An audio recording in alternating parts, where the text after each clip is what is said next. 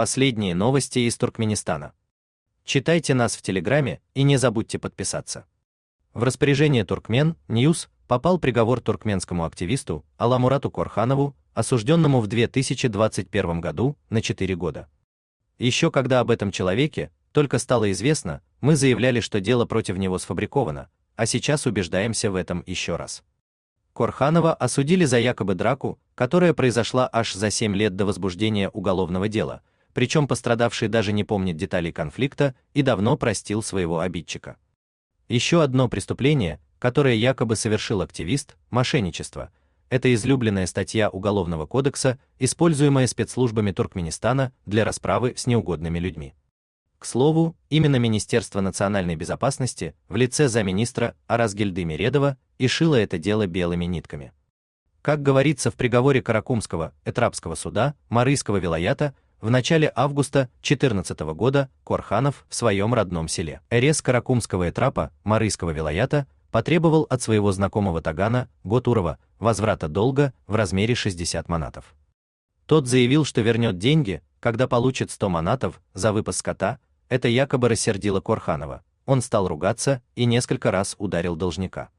В результате Готуров, по данным следствия, получил закрытый перелом ключичной кости и разрыв связки акромиально-ключичного сочленения. Согласно материалам дела, Корханов, поняв, что нанес противнику серьезную травму, привел его к себе домой и попросил мать оказать Готурову помощь. В суде мать заявила, что Таган ей тогда сказал, что просто упал, а про драку с ее сыном она узнала лишь во время следствия в 2021 году, то есть спустя 7 лет. К врачам Готуров не обращался, равно как и в полицию. И тогда же, в июле 2021 года, была назначена судебно-медицинская экспертиза, обнаружившая следы зажившего перелома. Таган Готуров в суде подчеркнул, что полностью простил Аламурата Корханова, и никому не могло прийти в голову, что этот инцидент, если он и был, однажды станет поводом для возбуждения уголовного дела, и в этом прослеживается стиль работы Туркменского министерства национальной безопасности. В случае поимки активиста найти на него человека, который будет готов написать на него заявление. А то, что Корханов активист, говорит тот факт, что он пересылал оппозиционному движению ДВТ видеофайлы. Подобные спецслужбы проворачивали и с Гаспаром Маталаевым, и с Нургильды Халыковым, и с Хурсанай Исматулаевой. Во всех этих случаях фигурировало мошенничество, статья Уголовного кодекса, используемая спецслужбами Туркменистана для расправы с неугодными людьми. Ее же дополнительно использовали и против Аламурата Корханова, посчитав, видимо, что белые нитки из дела о драке 7-летней давности будут торчать уж слишком явно. В начале января 2020 года, согласно материалам дела, некая Яз Мухамедова пришла к Корханову и сказала, что хочет уехать на заработки в Турцию. Корханов якобы ответил, что у него есть знакомый, который сможет помочь. За эту услугу женщина передала ему 14 тысяч манатов, но поездка не состоялась. Яз Мухамедова потребовала от Корханова вернуть деньги, однако он отдал ей лишь 2200 манатов. Тогда она написала на него заявление. Точная дата в деле не указывается, после чего родные Корханова вернули ей оставшуюся сумму. Казалось бы, конфликт исчерпан, но не для того МНБ искала жертвы, чтобы суд отпустил всех по домам. Примечательно, что в деле, помимо мошенничества, фигурируют еще и статьи УК Туркменистана «Дача взятки» и «Получение взятки», однако производство по этим делам было прекращено, а эти обвинения сняты. Неужели туркменский суд – самый гуманный суд в мире? На самом деле ответ прост. За эти преступления Аламурату Корханову светила бы гораздо более длительная отсидка, чем он в итоге получил. Просто его поставили перед выбором: либо большой срок, либо признание вины в нанесении телесных повреждений средней тяжести плюс мошенничество. Он выбрал последнее, и 8 сентября 2021 года тогдашний судья Каракумского Этрапского суда Довран Хаджамарадов вынес приговор: 4 года колонии общего режима. Еще раз повторим.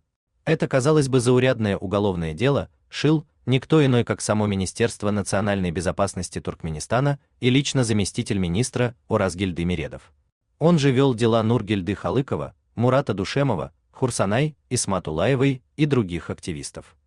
Суд над доктором Исматулаевой проходил ровно за день до суда над Аламуратом Корхановым, 7 сентября 2021 года. Ей дали 9 лет колонии за попытку отстоять свои трудовые права, но спустя год помиловали.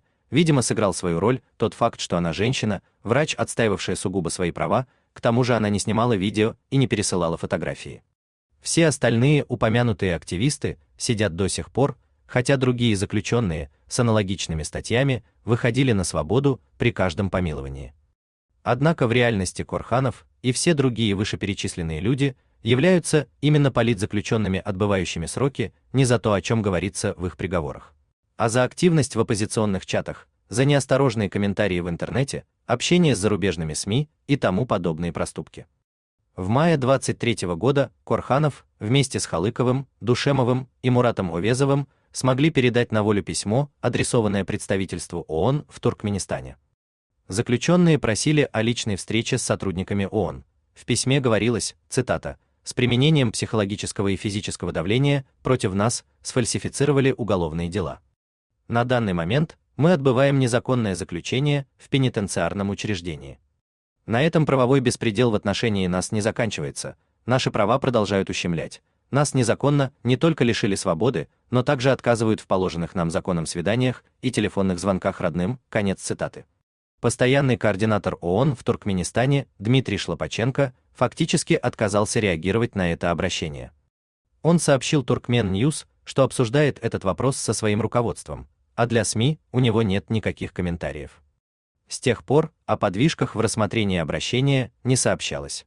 Как стало известно Turkmen News, в настоящее время в ту же самую колонию поступил новый заключенный, Мялик Берды Аламурадов. Он учился в России и вел свой видеоблог, а в 2021 году провел в столице Калмыкии, Элисте, одиночный пикет против ограничений на конвертацию валюты, устанавливаемых туркменскими банками.